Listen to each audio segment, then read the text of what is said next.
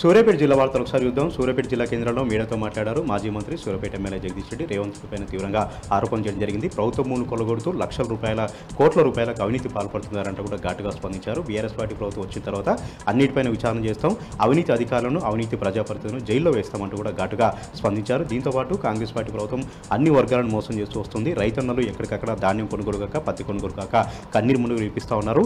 ఇక BC reservation సంబంధించి కూడా కాంగ్రెస్ పార్టీ డిక్లరేషన్ పేరుతో మోసం తర్వాత తీరా మోసం చేసినట్టు కూడా ఆయన ఘాటుగా స్పందించారు. చట్టబద్ధంగా న్యాయబద్ధంగా రిజర్వేషన్ కల్పిస్తామని తీరా కోర్టు సాకుతో ఈరోజు 20% మాత్రమే రిజర్వేషన్ కల్పిస్తూ మళ్ళీ పాత రిజర్వేషన్ల ప్రకారమే ఓట్లకు వెళ్తూ బీసీల గొంతు కోశారంటూ కూడా రేవంత్ రెడ్డి పైన తీవ్రంగా ఆరోపణ చేయడం జరిగింది. ఈ విధంగా సబ్బండ వర్గాలను మోసం చేస్తూ ఎక్కడికక్కడ మభ్యపెడుతూ రేవంత్ రెడ్డి పాలన కొనసాగిస్తూ ఉన్నారు. రాష్ట్రంలో కేసీఆర్ గారి పాలనని మళ్ళీ కోరుకుంటున్నారు. కేసీఆర్ గారి లోటు స్పష్టంగా ఇక్కడ కనపడుతుందంటూ కూడా జగదీష్ రెడ్డి స్పష్టం చేశారు.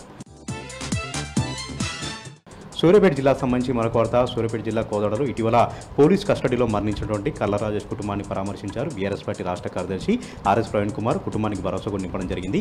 పోలీసుల తప్పిదంతోనే, పోలీసుల యొక్క నిర్లక్ష్యంతోనే కల్లా రాజేష్ మరణించారంటూ కూడా ఆయన తీవ్రంగా ఆరోపణలు చేశారు. ఇప్పటికైనా సరే బాధ్యునటువంటి పోలీసులపైన క్రిమినల్ కేసు నమోదు చేసి వారిని అరెస్ట్ చేయాలి. కల్లా రాజేష్ కుటుంబానికి 2 కోట్ల రూపాయల ఆర్థిక సాయంతో పాటు ఒక ప్రభుత్వ ఉద్యోగం ఇవ్వాలని ఆర్ఎస్ ప్రవీణ్ కుమార్ డిమాండ్ చేశారు. ఇక సూర్యాపేట జిల్లా సంబంధించి మరొక వార్త. హుజూర్నగర్ నియోజకవర్గంలో ఎక్కడికక్కడ కూడా బీసీ రిజర్వేషన్లో ఎక్కడికక్కడ కూడా ఆందోళన వ్యక్తమవుతుంది. ఈరోజు ఆర్డీఓ కార్యాలయం ముట్టడించారు బీసీ సంఘాల నాయకులు. పాలకేడు మండలంలో ఒకటంటే ఒకటి కూడా బీసీలకు సర్పంచ్ రిజర్వేషన్ కాపడంతో పెద్ద ఎత్తున అవినీతి జరిగింది. అసంబద్ధంగా అసంపూర్ణంగా రిజర్వేషన్ల ప్రక్రియ చేపట్టారంటూ కూడా అధికారులపైన తీవ్రంగా ఆరోపణ చేస్తూ అక్కడ నిరసన కార్యక్రమం కూడా చేయడం జరిగింది. అక్కడ ఉన్నటువంటి ఉత్తమ్ కుమార్ రెడ్డి కుట్రబండి బీసీలను అనగదొక్కేలాగా బీసీలకు సర్పంచ్ పదవులు రాకుండా రిజర్వేషన్లో మతలబు చేశారంటూ కూడా బీసీ సంఘాల నాయకులు తీవ్రంగా ఆరోపణ చేశారు. ఇప్పటికైనా సరే రాష్ట్ర ప్రభుత్వం పునరాలోచించి బీసీలకు 43% రిజర్వేషన్ కల్పించాలి. దీంతో పాటు సీలింగ్ ఎత్తివేసి ఎక్కడికక్కడ బీసీలకు చట్టబద్ధంగా న్యాయబద్ధంగా రిజర్వేషన్ కల్పించాలంటూ కూడా వారి సందర్భంగా డిమాండ్ చేశారు. యాదాద్రి భువనగిరి జిల్లా వార్తలు ఒకసారి చూద్దాం. 42% రిజర్వేషన్ ఇస్తామని మోసం చేసినటువంటి కాంగ్రెస్ పార్టీ పైన బగ్గుమంటున్నారు బీసీ సంఘాల నాయకులు. ఈరోజు భువనగిరిలో సీఎం రేవంత్ రెడ్డి దిష్టిబొమ్మ దగ్ధం చేశారు. హైదరాబాద్ భువనగిరి ఆధారపైన ధర్నా కూడా చేయడం జరిగింది.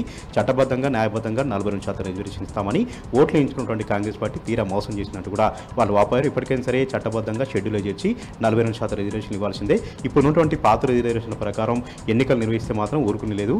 ఎక్కడికక్కడ గ్రామాన కాంగ్రెస్ పార్టీని పొందపెడతాం, రాజకీయంగా సరైనటువంటి గుణపాఠం చెప్తామంటూ కూడా బీసీ సంఘాల నాయకులు తేల్చెప్పారు.